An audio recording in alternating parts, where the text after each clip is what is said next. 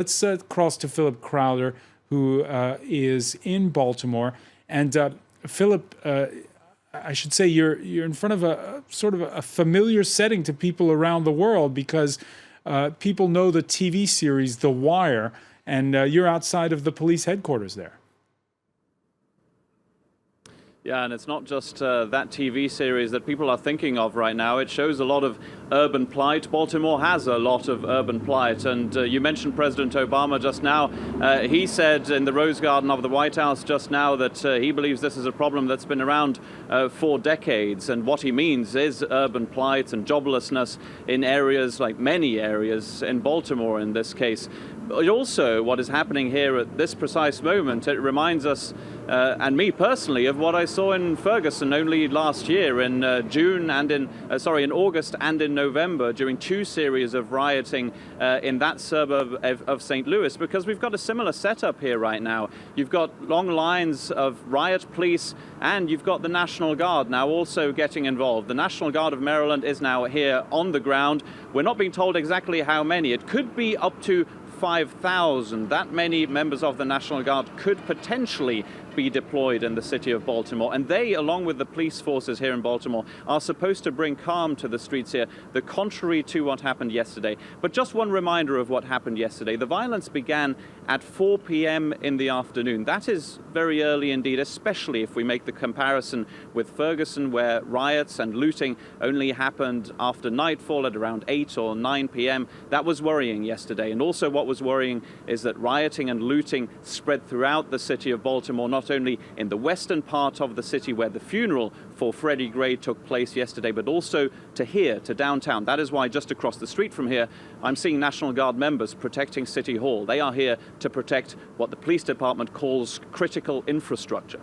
Protect critical infrastructure. Philip, earlier we were speaking with one of the editors of the Baltimore Sun, the crime editor there, who said he's never seen anything like it in Baltimore, and yet there are neighborhoods where life is going on as usual.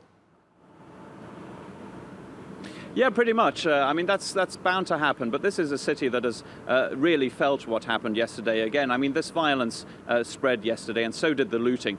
We walked around large parts of the city and drove around large parts of the city. And when we were just looking to our left and to our right, we weren't expecting to see anything extraordinary. But all of a sudden, you saw people just walking in and out of corner stores, of supermarkets, of gas stations, casually looting, just walking in and taking stuff and taking it back home with them. That was happening almost citywide, and some of the destruction is also citywide. What we're seeing here today are a lot of burnt out buildings. It hasn't happened all around the city, but there are burnt out homes, there are burnt out supermarkets, and it doesn't look good for the city of Baltimore. This is, of course, the worst violence Baltimore has seen since 1968. There were race riots here as well back then, and there is still a feeling that some of the animosity, so to say, from 1968 still is present in some parts of the city. There's a lot of urban plight in Baltimore. Where this violence happened, some of these are areas where there is almost extreme joblessness, and you're seeing a lot of buildings boarded up. Simply, there aren't that many people living in some of these areas. That is how bad it has become. Philip Crowther, you covered, of course, the riots in that St. Louis suburb of Ferguson last summer. What are the similarities, but also what are the differences?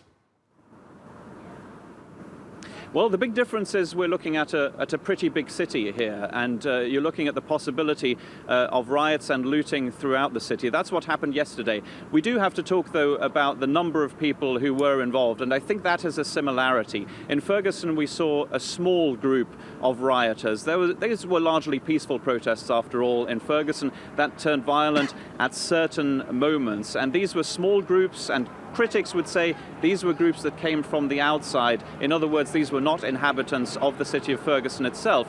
That is what people are saying about the riots here in Baltimore as well. But there is less belief here that that is true. Remember, for example, yesterday there was a clear threat that the police department talked about, a threat that different gang members were getting together here, gang members from the city of Baltimore, and that they were going to attack the police of Baltimore. That might have happened. Obviously, the people we speak to in the street here will not identify themselves as gang members, but you've got a difference there between the two. The clearest similarity, though, today is what we're seeing on the streets here in terms of police lines, riot police, and with them the National Guard. That is something I wasn't expecting to see again after leaving Ferguson in November, but it is a very similar picture to what we saw back then that is happening right now here in Baltimore.